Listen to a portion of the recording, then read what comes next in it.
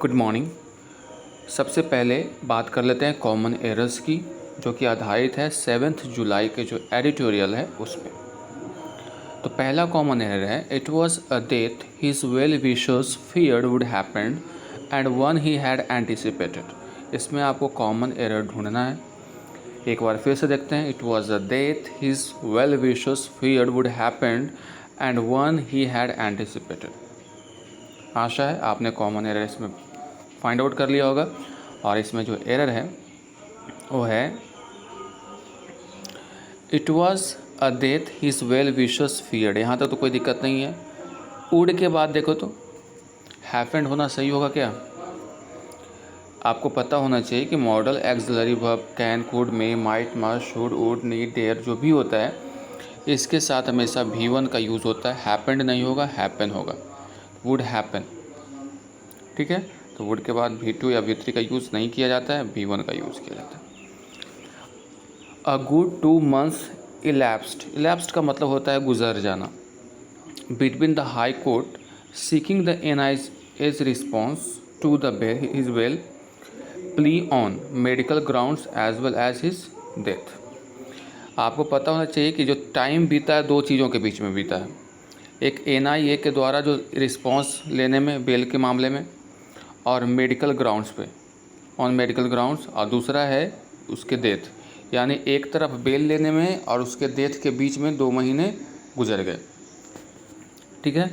अब यहाँ पे समझना है कि कहीं भी बिटवीन आपको नज़र आ जाए तो देखना है कि कनेक्टर इसके साथ जो आने वाला होगा वो एंड होगा। बिटवीन के साथ एंड होता है, फ्रॉम के साथ टू होता है, बोथ के साथ भी एंड होता है, याद रखना है। बोथ के साथ एंड, बिटवीन के साथ भी क्या होता है, एंड ही होता है, और फ्रॉम के साथ टू होता है, याद रखना है। तो बिटवीन के साथ एज वेल एज नहीं लगेगा, बिटवीन जो भी है उसके साथ कनेक्टर जो लगेगा वो एंड लगेगा। तो एंड यहाँ पे लगा लेंगे। Come to the next and last one. The Bombay high court did issue notice on his bail petition observing that he was entitled for bail but his end came in a hospital. The Bombay High Court did issue, did है तो V1 लगा हुआ है, यहाँ तो कुछ दिक्कत है नहीं। Notice on his bail petition, उसके बेल के जो पेटिशन याचिका दायर किया गया था उस पर नोटिस जारी किया। ऑब्जर्विंग दैट, ये ऑब्जर्व करते हुए, ये देखते हुए कि ही वॉज इंटाइटल्ड। इंटाइटल का मतलब होता है हकदार, याद रखिए, बहुत बार आता है एग्जाम। इंटाइटल का मतलब होता है हकदार, और इंटाइटल के साथ जो प्रेपोजिशन आता है वो होता है टू, ना कि फोर। तो इंटाइटल टू बेल होगा, ना कि इंटाइटल फोर बेल, ठीक है। तो आज का कॉमन एरर यहीं तक देखते हैं। पहले में बताया गया आपको कि वुड के बाद V1 यानी हैपन होगा। सेकंड वाले में बताया गया आपको कि कहीं भी आपको बिटवीन नज़र आए तो उसके पास साथ जो कनेक्टर आता है वो एज वेल एज नहीं एंड आता है। एंड थर्ड में बताया गया कि इंटाइटल के साथ आपको टू लगाना होता है। आई थिंक ये बेनिफिशियल आपके लिए होने वाला है। आज की बात कर लें एडिटोरियल की, तो ये है रिलेटेड एक हाल फिलहाल में हुए घटना से, जो कि आपके एग्जामिनेशन के पॉइंट ऑफ व्यू से भी इम्पोर्टेंट है। आपने भीमा कोरेगांव केस का नाम सुना होगा, मुझे पता है, उसी से ये रिलेटेड है।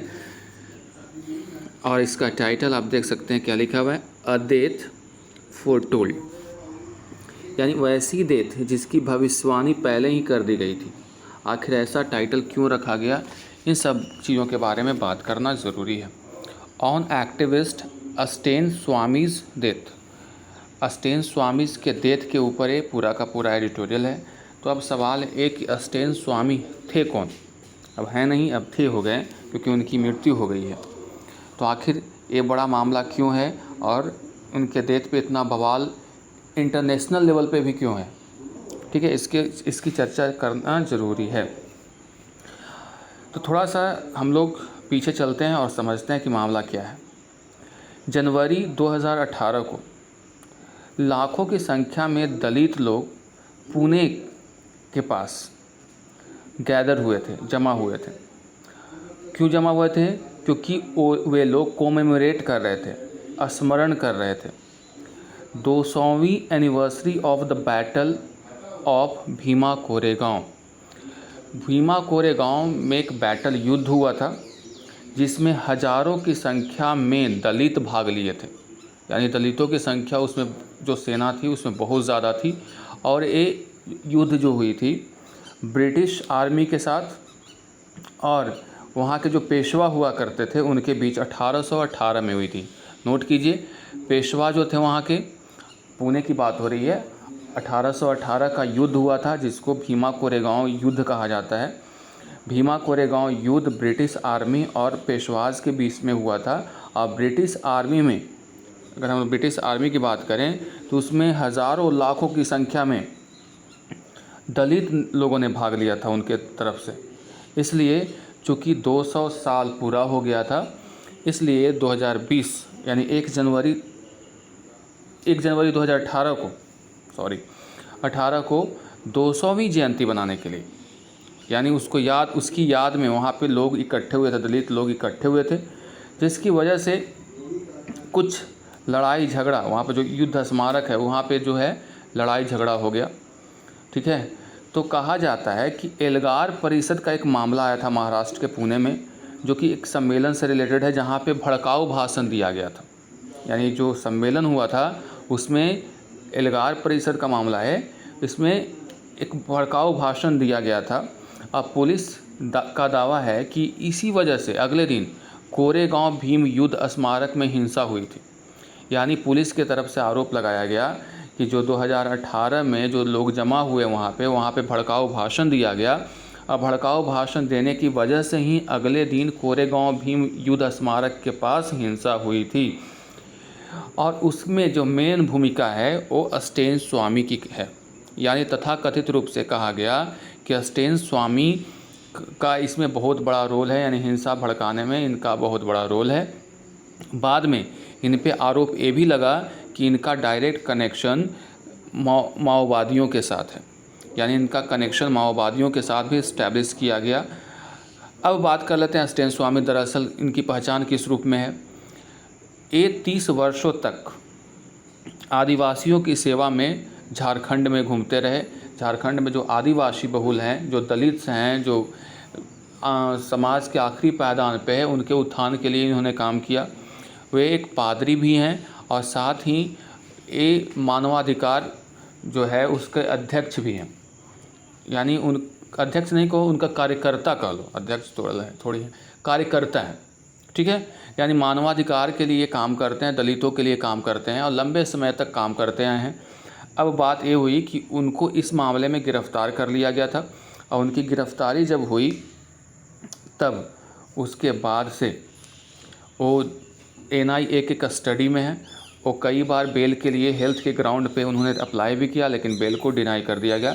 इन सब मामलों को लेकर के स्टेन स्वामी की डेथ की चर्चा है। तो बात कर लेते हैं आज के एडिटोरियल में। आपको पूरा जो भूमिका है इसको समझा दिया गया। अब समझ लेते हैं क्या है लिखा हुआ है इसमें। There is a pattern of institutional operation behind the demise of Father Stan Swamy. कहा जाए कि इस जो डेथ हुई है, डिमाइस का मतलब क्या होता है, डेथ, यानी जो फादर स्टैन स्वामी की जो डेथ हुई है उसके पीछे, बिहाइंड मतलब पीछे, क्या है, एक तरीका है, पैटर्न है of institutional operation. Institutional operation का मतलब ये होता है कि कोई भी आपके देश का जो संगठन है, जैसे NIA हो गया, CID हो गया, उसके द्वारा अत्याचार किए जाने का, ऑपरेशन का मतलब क्या होता है, अत्याचार, दमन की वजह से उनकी डेथ हुई है, ऐसा कह लो। यानी स्टेन स्वामी के डेथ के पीछे जो इंस्टीट्यूशनल है, संघीय है, उसके ऑपरेशन, उसके दमन का परिणाम ये है कि उनकी मृत्यु हो गई। It was a death his well wishers feared would happen। ये ऐसा डेथ है जिसके बारे में उनके जो चाहने वाले थे, वेल विशर्स थे, उनको पहले ही डर था कि ये होगा। And one he had anticipate, और वो जो उन्होंने अनुमान लगाया था, इसलिए इसका टाइटल रखा गया, देखिए, अ डेथ फॉर टोल्ड, यानी वैसी डेथ जिसके बारे में पहले ही कल्पना कर ली गई थी। ठीक है, तो डेथ फॉर टोल्ड इसलिए लिखा गया कि उनकी डेथ के बारे में उनके जो वेल विशर्स थे, पहले ही उनको डर था कि ऐसा होने वाला है। Father Stan Swamy, an 84-year-old Jesuit priest known for his service and activism in the cause of Adivasis, died 9 months into his unjust imprisonment on tenuous charges. कहा गया कि फादर अस्टेन स्वामी जो 84 वर्ष के थे, जो एक प्रेस्ट यानी पादरी भी थे, जाने जाते थे उन अपने सर्विस सेवा के लिए और एक्टिविज्म मतलब तत्परता के लिए, in the cause of adivasis आदिवासियों के लिए, डाइड 9 मंथ्स डाइड वो मर गए 9 months into his unjust imprisonment on tenuous charges. Tenuous का मतलब होता है तुच्छ, जिसका कोई अभी कोई बड़ा चार्जेस नहीं था उनके ऊपर। तो 9 महीने के अनजस्ट मतलब होता है जो अनजस्ट मतलब जिसमें क्या कह लो, जो संवैधानिक नहीं हो, असंवैधानिक तरीके से उनको इम्प्रिजनमेंट में रखा गया, यानी सज़ा दी गई, ठीक है, कस्टडी में रखा गया छोटे से चार्जेस के ऊपर, और इनकी डेथ हो गई है जैसा कि आपको पता है, ठीक है। यानी फादर अस्टेन स्वामी जो 84 वर्ष के थे, वो प्रीस्ट से और हमेशा से आदिवासियों के सेवा में और उनके लिए तत्पर रहने वाले व्यक्ति की मौत हो गई एक अनजस्ट इम्प्रिजनमेंट के कारण। अनजस्ट का मतलब होता है जो अनैतिक है, अनैतिक तरीके से उनको इम्प्रिजनमेंट किया गया, उनको सज़ा दी गई, कस्टडी में रखा गया 9 महीनों तक, जिसकी वजह से उनकी डेथ हो गई। अ डेथ वैसी मृत्यु that was simply allowed to happen, जिसको अलाउ कर दिया गया, होने दो, यानी इस पर कोई ध्यान नहीं दिया। Despite being foretold by his deteriorating health in prison will weigh on the country's collective conscience for long. Despite इसके बावजूद कि ये पहले ही बोल दिया गया था, फोरटोल्ड मतलब पहले ही भविष्यवाणी कर दिया गया था कि उनकी जो डेटोरिएटिंग मतलब जो खराब होता हुआ हेल्थ है इन प्रिजन के अंदर, विल वे ऑन का मतलब होता है कॉज अ प्रॉब्लम, यानी ये जो है कष्ट उत्पन्न करेगा, प्रॉब्लम उत्पन्न करेगा, ठीक है, ऑन कंट्रीज कलेक्टिव कंसाइंस, जो देश के जो कलेक्टिव कंसाइंस है फॉर लॉन्ग, कंसाइंस का मतलब जो सोच है वहाँ देश की, उसके ऊपर एक कड़ा प्रहार होगा, यानी जो उनकी डेथ होगी, अगर धीरे धीरे उनका जो जिस तरह से डेथ की ओर वो जा रहे हैं, इससे जो कॉमनली जो लोग हैं यहाँ के, उन पे गलत प्रभाव पड़ेगा, यानी ऐसा लगेगा कि जानबूझ करके उनकी मृत्यु कर दी गई। हिज एज एंड फ्रेल्टी, उनकी जो उम्र थी और फ्रेल्टी मतलब कमज़ोरी, drew no sympathy from either the prosecuting agency or trial court. उनके एज को लेकर के और उनकी फ्रेल्टी मतलब कमज़ोरी को लेकर के किसी भी तरह की सिंपैथी मतलब सहानुभूति नहीं दिखाया गया। ईदर जो प्रोसिक्यूटिंग एजेंसी है यानी NIA इसमें आ जाएगा, NIA के तरफ से, और जो ट्रायल कोर्ट है उसके तरफ से, यानी दोनों के तरफ से किसी प्रकार के दया भाव दिखाया, सहानुभूति दिखाई नहीं गई। Which clung to the state narrative of there being ground to believe that he was part of a Maoist plot to overthrow the government, ठीक है। विच क्लंग टू, क्लंग का मतलब होता है चिपके रहना, जो स्टेट का नैरेटिव था, जो कहना था, उस पर वो चिपके रहा, और उसने क्या कहा कि देयर इज़ अ ग्राउंड, एक ग्राउंड है। ग्राउंड का मतलब क्या हुआ कि एक बिलीफ है, विश्वास है कि इनका जो लिंक है माओवादियों के साथ है, और इन्हें प्लॉट किया, प्लॉट का मतलब षड्यंत्र किया, टू ओवरथ्रो द गवर्नमेंट, सरकार को गिराने का, यानी इनके ऊपर आरोप इस आधार पे, ग्राउंड का मतलब आधार होता है, लगाया गया, और उस पर जो है स्टेट जो राज्य है वो चिपका रहा, ये कहते हुए कि एक आधार है, ग्राउंड है, कि ऐसा माना जाता है कि ये प्लॉट जो है, मॉइस्ट का प्लॉट है, इसका एक भाग है।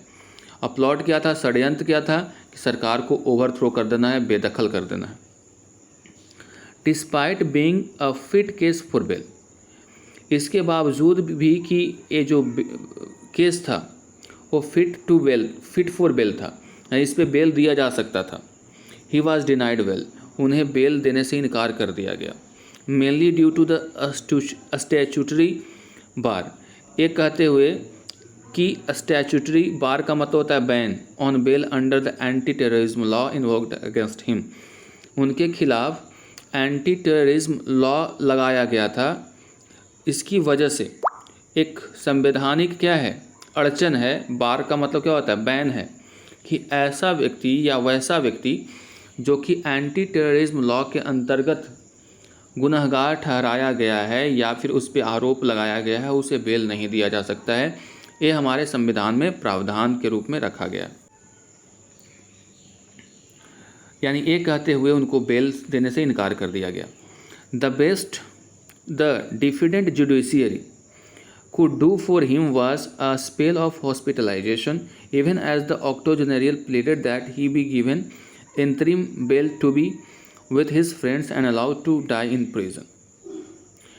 अब क्या हुआ कि जो डिफिडेंट जुडिशियरी का मतलब होता है जो संकोची होता है, यानी जो शंका से मुक्त होता है, शंका से युक्त होता है, मुक्त नहीं युक्त होता है, शंकाशील होता है, जिसको शक होता है, तो सबसे अच्छा काम जो जुडिशियरी कर सकती थी वो ये कि उनको एक जादू, स्पेल का मतलब जादू होता है, यानी एक हॉस्पिटलाइजेशन उनको अलाउ कर दी, उन्हें हॉस्पिटलाइज कर दो। Even as the octogenarian pleaded that he be given interim bail, इसके बावजूद भी कि ऑक्टोजेनेरियन बोलते हैं 80 साल के जो ऊपर व्यक्ति होते हैं उनको, तो जो ऑक्टोजेनेरियन हैं यानी जो 84 वर्ष की उम्र के जो स्टेन स्वामी हैं, उन्होंने प्लीड किया, उन्होंने कहा कि उन्हें अंतरिम जमानत दी जाए। बेल का मतलब क्या होता है, जमानत। To be with his friend, अपने दोस्तों के साथ रहने के लिए, या फिर allowed to die in prison, नहीं तो उनको जेल में ही छोड़ दिया जाए मरने के लिए। यानी जो कोर्ट कर सकती थी वो एक ही कि उनको एक हॉस्पिटलाइजेशन की सुविधा दी, लेकिन जो स्टेन स्वामी थी उनकी मांग थी कि मुझे अंतरिम बेल दे दो अपने दोस्तों के साथ रहने के लिए, या फिर मुझे प्रिजन में ही मरने दो, मुझे हॉस्पिटलाइजेशन की ज़रूरत नहीं है, ऐसा उन्होंने कहा था। The Bombay high court did issue notice on his bail petition observing that he was entitled to bail. जो बॉम्बे हाई कोर्ट है उसने नोटिस जारी किया उनके बेल के मामले में, ये ऑब्जर्व करते हुए, ये कंसिडर करते हुए कि he was entitled to bail, वो बेल के हकदार हैं। But his end came in a hospital even before the matter could be taken for the final disposal. लेकिन उनकी हॉस्पिटल में ही मृत्यु हो गई, इससे पहले कि मैटर को फाइनली डिस्पोज किया जाए, यानी फाइनली उसको लागू किया जाए, इससे पहले ही उनकी डेथ हॉस्पिटल में हो गई। Much of the blame and accountability for his death should be on the NIA. ज़्यादातर जो ब्लेम है और रिस्पॉन्सिबिलिटी है, अकाउंटेबिलिटी का मतलब रिस्पॉन्सिबिलिटी है उनकी डेथ की, वो किनके ऊपर होना चाहिए, NIA जो इंस्टीट्यूशन है, संस्था है, उसके ऊपर होना चाहिए। Which perversely opposed his release, जो कड़े रुख के साथ अपोज किया, विरोध किया उनके रिलीज का। And the court which could have granted interim bell weeks earlier, और जो कोर्ट था वो एक वीक पहले ही उसको क्या कर लेता, इंटरिम बेल दे देता, अंतरिम जमानत दे देता, उसका ये हमेशा से विरोध करता है। आगे देखते हैं। इट वॉज फेयरली ऑब्वियस, ये पूर्णतः स्पष्ट है। फेयरली का मतलब क्या है, यहाँ पे फेयरली एडवर्ब है, ऑब्वियस एडजेक्टिव है। तो फेयरली ऑब्वियस मतलब स्पष्ट है, पूर्णतः स्पष्ट है कि his prison stay especially during the pandemic was detrimental to his well being, यानी जो उनकी इस बात से स्पष्ट है कि जो प्रिजन में उनका ठहराव रहा, मतलब स्टे रहा, खास करके पैंडेमिक के समय में, ये डेट्रीमेंटल का मतलब हानिकारक हुआ उनके अच्छाई भलाई के लिए, यानी उनके भलाई के लिए हानिकारक हो गया कि उनको ड्यूरिंग पैंडेमिक भी वहाँ रखा गया, और बूढ़े तो थे ही। A good 2 months elapsed between the High Court seeking the NIA's response to his bail plea or medical grounds and his death, यानी अच्छा जो समय था जिसमें उनको बचाया जा सकता था। लगभग 2 महीने गुजर गए। elapsed का मतलब क्या होगा, गुजर गए। 2 चीज़ों के बीच में, एक तो हाई कोर्ट की जो मांग है NI के रिस्पॉन्स की बेल के मामले में ऑन मेडिकल ग्राउंड, यानी मेडिकल ग्राउंड के आधार पे एनआई के एक द्वारा जो क्या रिस्पॉन्स आता है उसके इंतज़ार में कोर्ट बैठी रह गई, पहली चीज़। और दूसरा उनका हो गया डेथ। दोनों के बीच में लगभग कितना समय गुजर गया, 2 महीने गुजर गया। यानी इससे पहले कि उनके जो बेल से रिलेटेड जो याचिका है उनकी सुनवाई हो, वो पहले ही उनकी मौत हो गई, क्योंकि अच्छा समय जो था लगभग 2 महीने ऐसे ही गुजर गया फालतू में। The same court had intervened to grant interim bail to Varavara Rao. Varavara Rao भी वही केस था जिसमें उनके ऊपर आरोप लगा था। द सेम, वही कोर्ट जो इनको बेल नहीं दी, वही कोर्ट वारावारा राव के केस में an elderly co accused holding that bail can be granted purely on the grounds of sickness, advanced age, infirmity and health conditions, especially if incarceration amounted to endangering life। देखिए यहाँ पे क्या कहा गया कि इसी तरह का एक केस आया था वारावारा राव से related.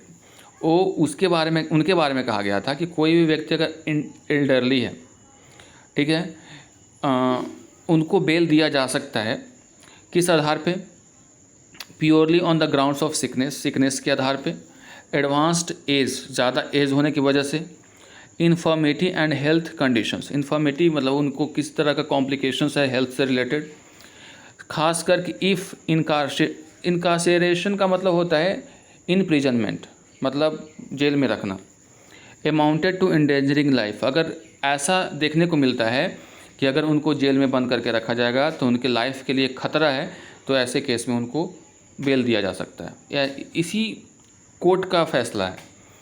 It is systematic and institutional failure that another under trial placed in similar circumstances did not get the benefit of this human approach.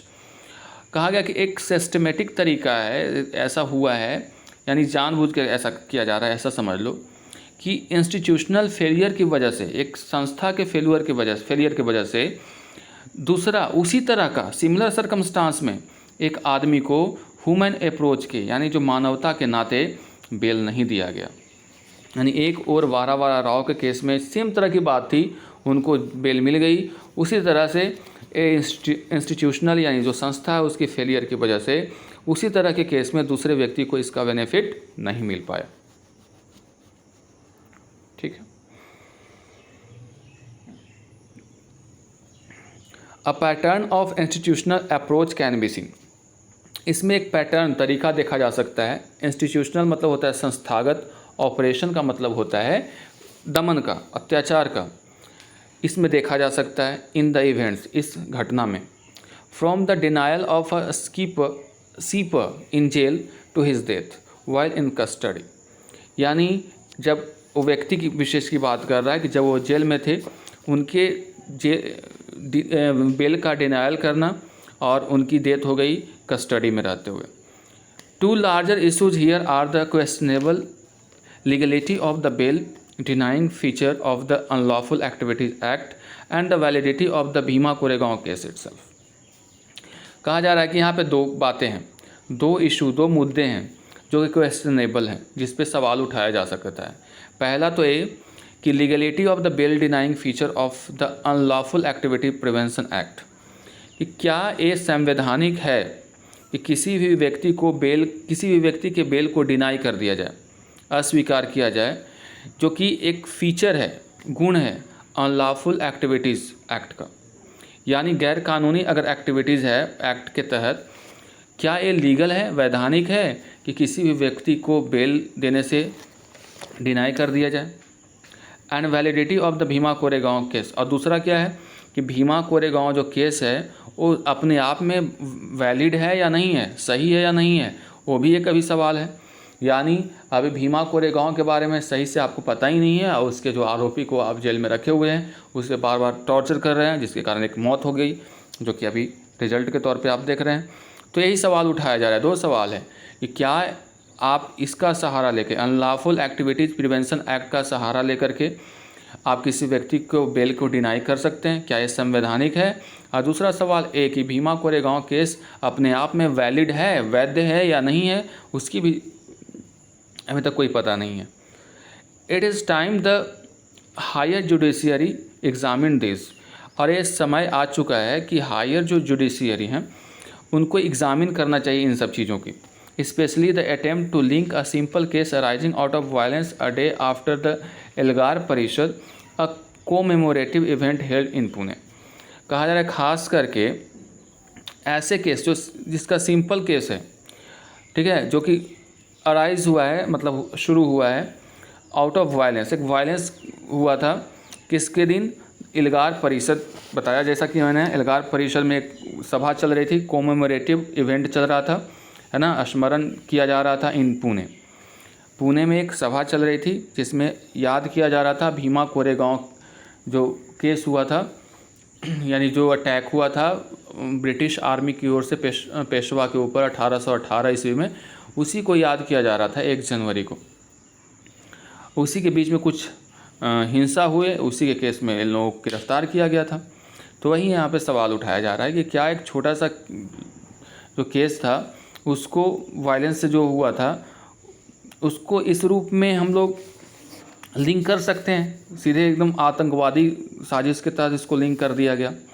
N alleged Maoist plot involving lawyers, activist, human rights defenders, और उनको किसके साथ link कर दिया गया कि उनके ऊपर आरोप ये लगाया गया कि जो माओइस्ट के साथ ये प्लॉटिंग कर रहे थे, मतलब षड्यंत्र रच रहे थे, उसमें लॉयर्स भी शामिल थे, एक्टिविस्ट्स भी थे और ह्यूमन राइट डिफेंडर्स भी थे, इन सब के ऊपर ये आरोप लग गया। टू मेक मैटर्स वर्स, इस बात को और बुरा करने के लिए, ख़राब करने के लिए, credible reports that some of the electronic evidence gathered in the case could have been planted remotely by malware and never investigated। कहा गया कि इस मैटर को और ख़राब करने के लिए, और भी ख़तरनाक बनाने के लिए, जो क्रेडिबल रिपोर्ट्स हैं, ठीक है, जिस पर विश्वास किया जाता है कि जो कुछ ऐसे इलेक्ट्रॉनिक एविडेंस गैदर कर लिए गए, ठीक है, इस केस में ये could have been planted remotely, जो कि इसका निर्माण किया गया है रिमोटली बाय मालवेयर। मालवेयर का मतलब होता है जब कंप्यूटर के सहारा से लेकर के आप कोई गलत चीज़ों को प्रस्तुत करने के लिए कुछ ऐसा तैयार करते हैं, उसको भी इन्वेस्टिगेट नहीं किया गया, यानी जो इलेक्ट्रॉनिक जो एविडेंस गैदर किया गया, ठीक है, उसकी भी जांच आपने नहीं की कि कैसे इसको तैयार किया गया। The call for accountability for Father Swamy's death rings painfully true. The call to accountability, यानी एक कॉल है अकाउंटेबिलिटी के लिए, यानी रिस्पॉन्सिबिलिटी लेने के लिए, कि स्वामी की जो डेथ हुई ये ऐसा है जो रिंग्स पेनफुली ट्रू, जो ऐसा है, जो ऐसा प्रतीत होता है कि जो दर्दनाक है लेकिन सत्य है, ठीक है, यानी कोई ना कोई तो इसके लिए रिस्पॉन्सिबल है, इसको आप डिनाई नहीं कर सकते। यानी जो डेथ हुई है वो कह लो कि आपकी लापरवाही की वजह से हुई है, लेखक ये कहना चाह रहा है, ठीक है। यानी एक छोटा सा मामला जिसमें वहाँ पे हिंसा हुई, उसमें कुछ लोगों को गिरफ्तार किया गया और गिरफ्तारी के बाद उनको जेल में रखा गया। NIA की लापरवाही के कारण करीब 2 महीने बीत गए इसी प्रक्रिया में, और 9 महीने तक वो जेल में रहे, कस्टडी में ही थे, लेकिन मेडिकल ग्राउंड पे उनको बेल नहीं दिया गया। जब हॉस्पिटलाइजेशन की सुविधा दी गई तो वो उसी क्रम में उनकी डेथ हो गई। तो ये आपके एग्ज़ाम के पॉइंट ऑफ व्यू से इम्पॉर्टेंट है और कई ऐसे वर्ड्स हैं जो आप इसमें देखेंगे। तो आज के ट्यूटोरियल को हम लोग यहीं पे समाप्त करते हैं।